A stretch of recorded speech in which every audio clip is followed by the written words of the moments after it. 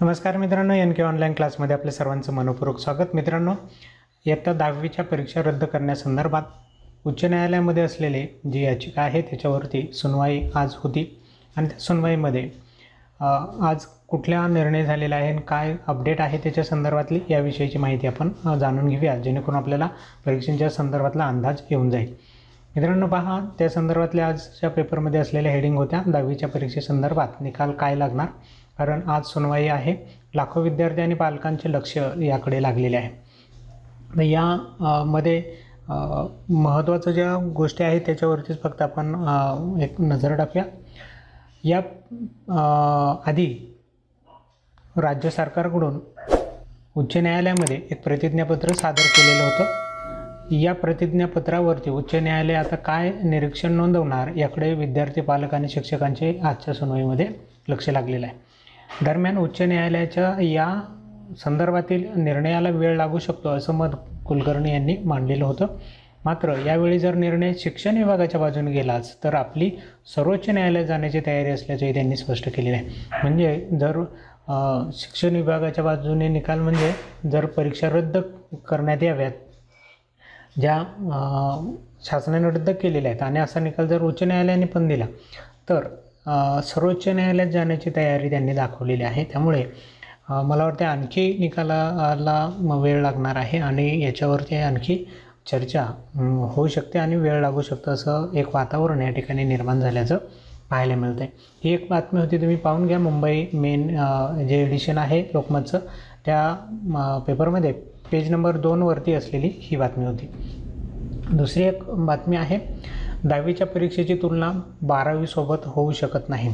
राज्य सरकारकडून जे न्यायालयात प्रतिज्ञापत्र सादर केलं होतं त्याच्यामध्ये सांगितले 10वी आणि 12वीच्या परीक्षांची विद्यार्थ्यांची तुलना होऊ शकणार नाही आहे, कारण 12वीच्या परीक्षेवरती विद्यार्थ्यांचे करिअर अवलंबून असतं, तसं 10वीच्या याच्यावरती फारसं नाही आहे। कोरोना संसर्ग वाढत असल्याने विद्यार्थ्यांची सुरक्षा, पालक आणि अन्य जे भागधारक आहेत म्हणजे ज्यांचा संबंध ह्या परीक्षांची येतो, अशा सगळ्या घटकांचा विचार केला तर परीक्षा रद्द केली आहे असं या प्रतिज्ञापत्रात म्हटलेलं होतं। त्याचबरोबर शासनाने हा जो निर्णय घेतलेला आहे तो निर्णय कशा पद्धतीनं परीक्षेचं मूल्यमापन करणार याचंही त्या प्रतिज्ञापत्रामध्ये सांगितलेलं आहे। दुसरं, नामांकित महाविद्यालयांमध्ये सगळ्याच बोर्डांकडून जे विद्यार्थी उत्तीर्ण झाले 10वीचे, तर अशा सगळ्या बोर्डाचे विद्यार्थी 11वीच्या ॲडमिशनसाठी जेव्हा महाराष्ट्रामध्ये प्रवेश घ्यायला महाविद्यालयांमध्ये जातात त्यावेळेस त्यांच्यामध्ये खूप मोठी एक स्पर्धा आपल्याला पाहायला मिळते, एक झुंबड उडते असं त्यांनी म्हटले। त्यांची निवड एकाच निकषावरती व्हावी या हेतूने राज्य शासनाने एक कॉमन CET तयार केलेली आहे आणि त्या CETमध्ये सगळ्या बोर्डाच्या विद्यार्थ्यांनी समावेश म्हणजे सहभाग घ्यायचा आणि त्याच्यात जे मार्क पडतील त्या गुणांवर विद्यार्थ्यांना प्रवेश दिला जाईल। त्यामुळे विद्यार्थ्यांचं मूल्यमापन एकाच फॉर्म्युल्याने होईल आणि प्रवेश द्यायला सोपं जाईल असं त्यांनी म्हटले। सर्व विद्यार्थ्यांना 11वीत प्रवेश मिळेल, परंतु त्यांच्या मनासारखे महाविद्यालय मिळेलच याची खात्री देता येत नाही असंही सरकारने त्या प्रतिज्ञापत्रामध्ये नमूद केलेलं होतं। अशा पद्धतीचा हा एक दुसरा महत्त्वाचा भाग होता की त्यांनी सांगितले 10वीची परीक्षा आणि 12वीची परीक्षांची तुलना होऊ शकत नाही। 10वीची परीक्षा वेगळी आहे, 12वीची परीक्षा वेगळी आहे। 10वीची परीक्षा रद्द करू शकतं, परंतु 12वीच्या परीक्षेच्या संदर्भामध्ये मात्र विद्यार्थ्यांना पुढं करिअर निवडायचे असतात, म्हणून याचा निर्णय जो आहे तो केंद्र सरकार जे काय निर्णय घेते त्याच्यावरती अवलंबून असेल असंही म्हटलं। केंद्र सरकार राष्ट्रीय पातळीवर जो निर्णय घेईल तेव्हाच राज्य सरकार निर्णय घेईल असंही त्यांनी त्या ठिकाणी स्पष्ट केले।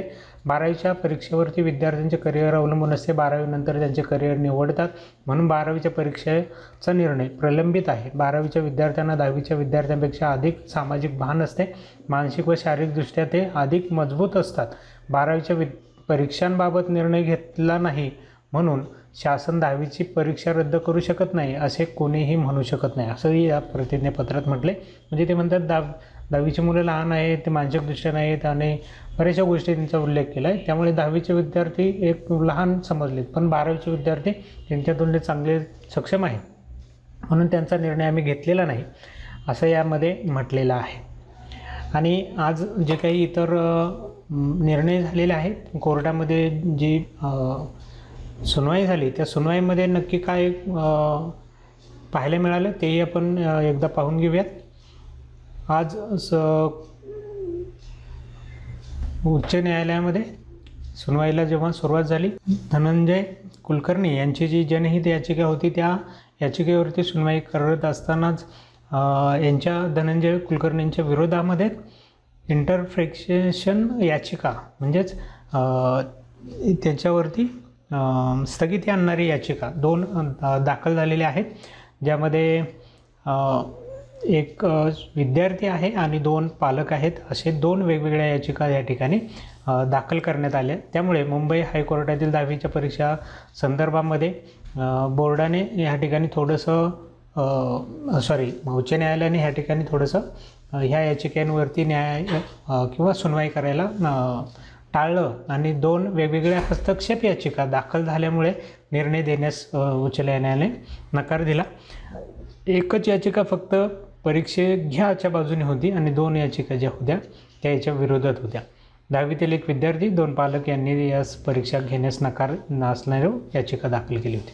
सरकारने काढलेल्या निर्णयाला जोडून न्यायालयात अहवाल सादर करा, याचिकाकर्ते धनंजय कुलकर्णी यांचं कोर्टाला त्या ठिकाणी त्यांचं मत मांडलं आणि मग उच्च न्यायालयात सांगण्यात आलेलं आहे की अंतिम निकाल जो आहे तो गुरुवारी देण्यात येईल. तोपर्यंत हे सगळं थांबवण्यात आलेलं आहे. गुरुवारी निर्णय त्याच्या संदर्भात होणार आहे.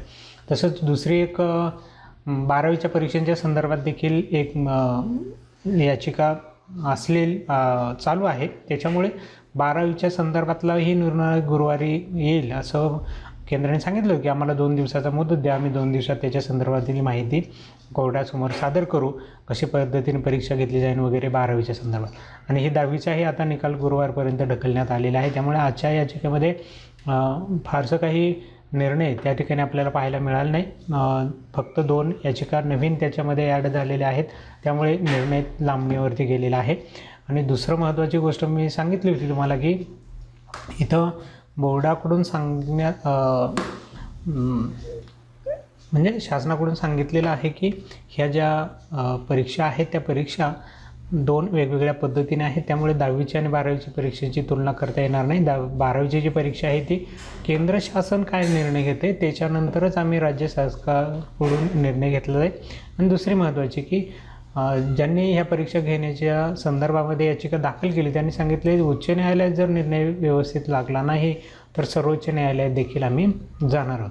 त्यामुळे या परीक्षांचा तिढा आता सुटतोय की नाही आणि लवकरात लवकर सुटेल की नाही याच्यातही शंका निर्माण होत आहे असं आपल्याला म्हणायला काही हरकत नाही. चला तर मित्रांनो, ही जी होती आजच्या परीक्षांच्या संदर्भातली अपडेट. यानंतरचे अपडेट ज्या आहेत त्या अशाच पद्धतीने आपल्यापर्यंत नक्की घेऊन येऊ. तोपर्यंत नमस्कार.